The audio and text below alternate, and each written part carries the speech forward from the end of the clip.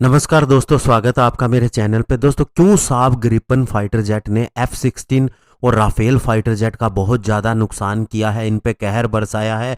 Specially दोस्तों market cell को लेके अगर देखा जाए, और साथ ही जानेंगे कि इंडिया ने क्यों राफेल को परचेज़ किया और इतनी कम संख्या में क्यों परचेज़ किया, इंडिया का भी क्या प्लान है। तो चलिए दोस्तों शुरू करते हैं।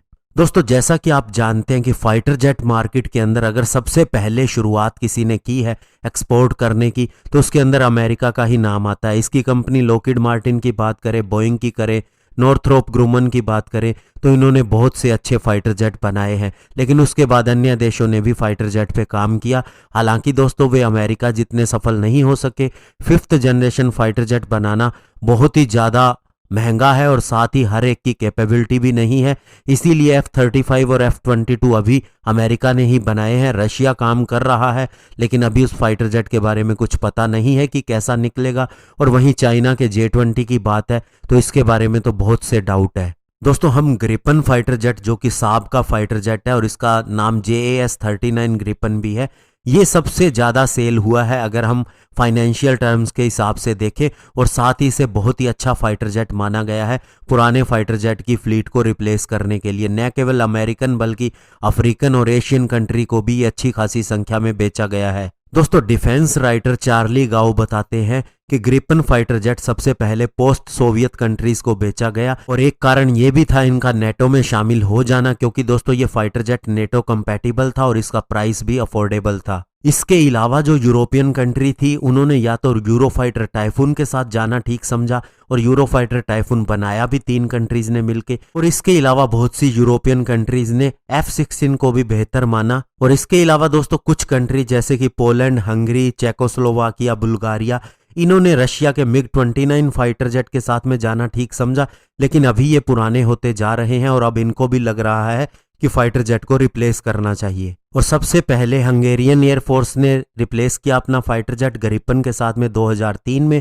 चेकिया ने भी 2005 में ग्रिपन को ही खरीदा।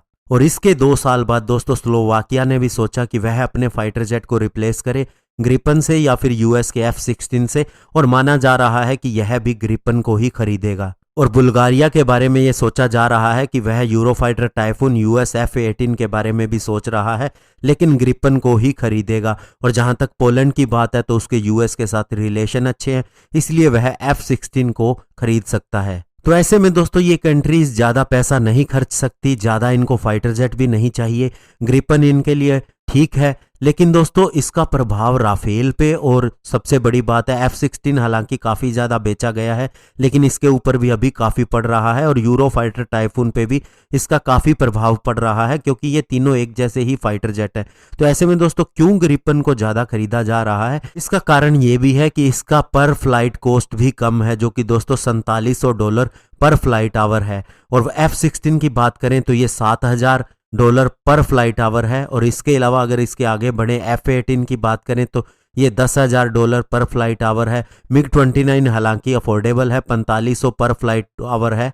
अभी दोस्तों ब्राजील ने भी 36 ग्रिपन फाइटर जेट ही खरीदे हैं, हालांकि उसके पास राफेल का भी ऑप्शन था, लेकिन ये बहुत ही महंगा था। और अभी दोस्तों थाईलैंड भी सोच रहा है ग्रिपन फाइटर जेट के बारे में ही, उसे अपने पुरानी F-16 को रिप्लेस करना है। और दोस्तों ग्रिपन फाइटर जेट की अगर कैपेबिलिटी के बारे में देखा जाए तो ये मल्टी रोल कॉम्बैट एयरक्राफ्ट है, सिंगल इंजन फाइटर जेट है, ज़्यादा कॉस्ट नहीं है इसे उड़ाने का।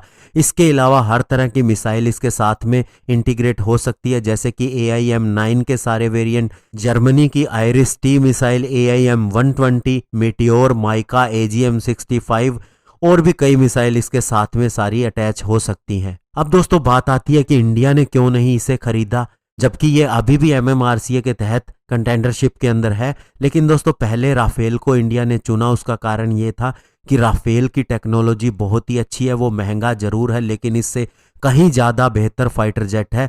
जो दोस्तों फाइटर जेट की दुनिया में जानते हैं, इसके ऊपर बहुत सी चीज़ें लिखते हैं, उन्हें पता है कि राफेल फाइटर जेट क्यों बेटर है। और इंडिया स्पेसिफिक एनहेंसमेंट होने के बाद में राफेल फाइटर जेट और भी अच्छा हो गया है। इसका आप उदाहरण देख सकते हैं कि मिराज जो कि डसोल्ट का ही फाइटर जेट है, हमने भी कारगिल युद्ध में इसका इस्तेमाल किया, बालाकोट में किया, और भी बहुत से देश इसका इस्तेमाल कर चुके हैं। और उसी तरह से राफेल फाइटर जेट इसका अगला वर्जन है। और इसके अलावा दोस्तों इंडिया ने 36 ही क्यों खरीदे, इसके पीछे कारण ये है कि इंडिया अभी मीडियम वेट फाइटर जेट बनाने जा रहा है जो कि दोस्तों राफेल के जैसा ही होगा। और इसके अलावा इंडिया AMCA के ऊपर भी काम कर रहा है जो कि दोस्तों 5th जनरेशन फाइटर जेट से भी आगे का होगा, यानी 5.5 जनरेशन का, और उसके अंदर 6th जनरेशन के जो वेपन सिस्टम है उसकी भी टेक्नोलॉजी होगी। तो ऐसे में दोस्तों इंडिया के पास पैसा भी है और इंडिया बहुत ज़्यादा फाइटर जेट भी रखता है, और इसीलिए उसने खुद ही इसे बनाना बेहतर समझा और इसीलिए उसने थोड़ी संख्या में लेकिन बेहतर फाइटर जेट ले लिए जो कि दोस्तों राफेल है, और बाकी कंट्रीज इसे अफोर्ड नहीं कर सकती, इसीलिए दोस्तों उनके लिए ग्रिपन बेटर है। धन्यवाद, जय हिंद।